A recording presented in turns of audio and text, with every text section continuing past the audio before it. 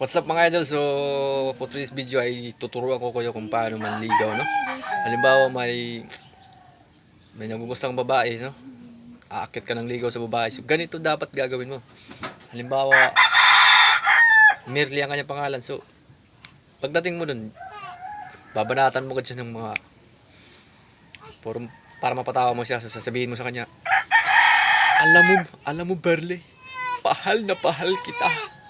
Sugad sa mukha, nagnan niya na po ay sa alibaba. Ganyan.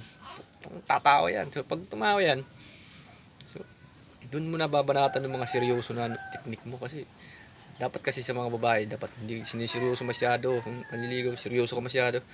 Kasi sasabihin ng babae, OA naman ito. So, kailangan, papatawanin mo muna siya.